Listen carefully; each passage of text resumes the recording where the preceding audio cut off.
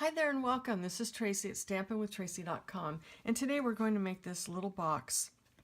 Now, recently on my blog, we made this one and I put Rolo candy inside. This one's going to fit Lindt milk chocolate truffle bar.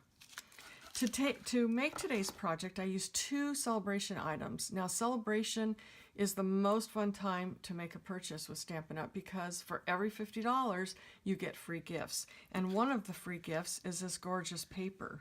So let me show it to you. You get 4 different designs and it's all a foil and just gorgeous. Another item we're going to use is the Happy Wishes stamp set. There are two cases here, and we're going to use this one, but here's all the different things that you can do with that. So this is free with a $100 purchase. And there's lots of other things to choose from. So we're going to use an 8x8 piece of cardstock. And let me grab the envelope punch board. Now this doesn't have a design on this side, and it's actually really good for this project because we'll be able to see our score lines. So we're going to begin by scoring at 1 1/8, punch and score. And then, now, we're not going to be able to get all the way down. I'm not sure if you can see this here. This is as far as we could go, so I'll show you how to solve that problem. Now we're going to move this down to 2 1/2, punch and score. I don't want to go, okay, I can go farther than that. Now here's what I'm going to do to solve this, the problem of not being able to go all the way down. I've got my pad here. I'll put up on the screen. I can't think of what it's called at the moment. And I'm going to take a ruler and I'm going to follow this line, and I'm going to just follow it and continue and make my own line. Okay? Then I'm going to do the same thing with this one.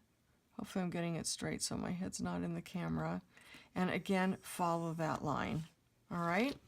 So now we'll put it back in the envelope punch board. And I'm keeping this here because I'm hoping that my table isn't shaking as much. So let's see. We started here. All right, so now we're going to, this is where we did our first punches and score lines. Now we're going to turn it and we're going to follow the score lines that we just made. So there's one and there's one. So this tip will go right there. We'll punch and score, move it down, punch and score. Do it on the turn. Again, we're going to follow those 2 score lines, punch, oops, forgot my score line. And again, this isn't going to go all the way, so just go as far as you can go, and then move it down, punch, and score. Now we'll move that again, get our ruler, follow that line,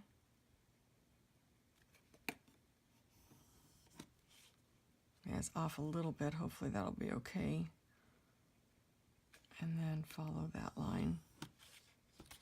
All right, now we'll get our envelope punch board back.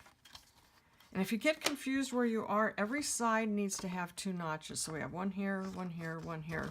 So this is our remaining side. So we'll follow that score line, punch, and score, follow that next score line. There are 2 more here, but you're just going to do the first 2, punch, and score. Okay. Now we'll go ahead and fold.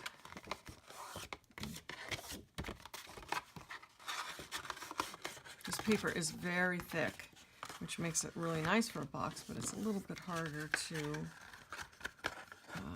fold it.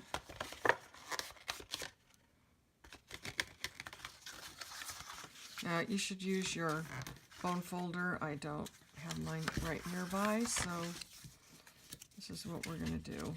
Now we are going to take these ends and round them, but we're going to wait to do that.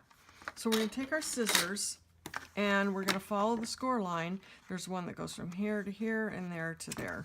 So we're going to cut up. This is going to be our flaps. And then I'm going to just cut a little notch up here and a little notch, just a little piece there. It's going to help our tabs go in better, and then I'm just going to straighten that out a bit. All right, we'll do the same thing here on the other side. Up to the score line.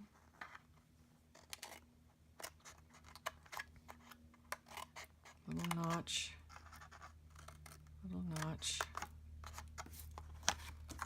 and then trim. All right, now our sides here are way too long, so we're going to bring in our trimmer, and this is where it's going to come in, where having these points is a little nice. We're going to take this point and put it at 2.5, and we'll do it down at the other end, which I know you can't see, but I'm lining it up so they're both there, and then I'm going to just cut this off. Okay, line this up at 2.5. Hoping you can see all this. 2.5, and then I'll do it at the other end. Okay, and then cut it off. All right, and that's what we end up with. Now we want to bring in the envelope punch board again, and we'll trim the corners, or we'll round them. And you don't even need to do it, it's just a preference. So we'll just do that. Now we're going to add some adhesive. So here's the inside of your box. You're going to add adhesive right here. And I'll just take this, and I'm going to make sure that my sides are lining up nice and straight. And put that. It doesn't, on the other box that I did, I was able to take that piece up, and it doesn't seem to work as well with this one. So then we'll go ahead and close this end off. There we go. And then we'll put our candy inside. Close it up. Sometimes if you have trouble closing, you just need to trim these tabs a little bit more. I found that on the other box that I made. Yeah, see, that's not going to go in. So I'm just going to trim this down just a bit, like that. We'll do it.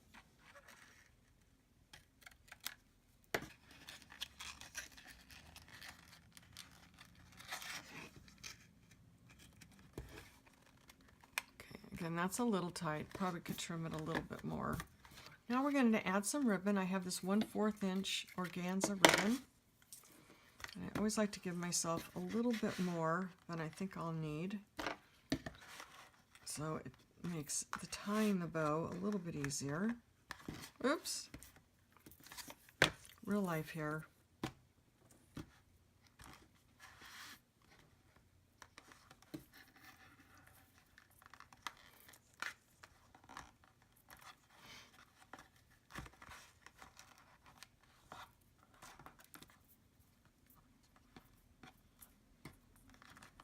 Okay, let's see. Do it that way. Really, it's not that hard to do this. There we go. All right, if I wasn't on camera, I would probably fiddle with that a little bit more, but it's good. And now for our sentiment, I'm going to do a little bit of embossing with our copper embossing powder. So we're going to use our Versamark and our embossing buddy so we don't get excess flakes of embossing powder.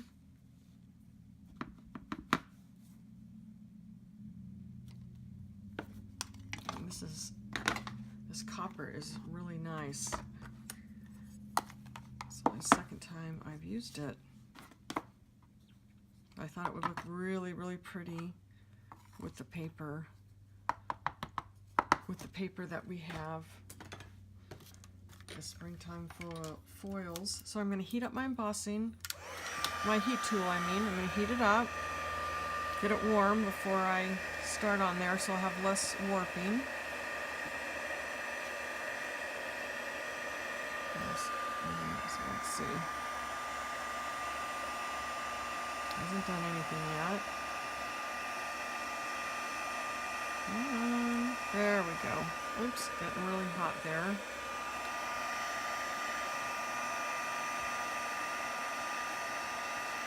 Pretty. Okay, so it does not look pretty. Now I already have one cut out. I used the layering circles framelits to cut out the sentiment with this, and then I use this one for the powder pink scallop. So we'll attach this.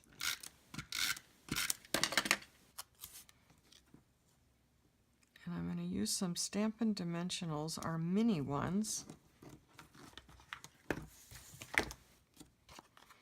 I'm going to put two. They're so cute. I'm going to put one at the very top and then one here. And that way it'll go between the ribbon.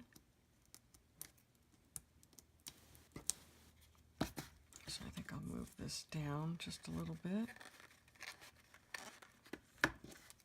And just put that on there. And we're done. So here's both of them.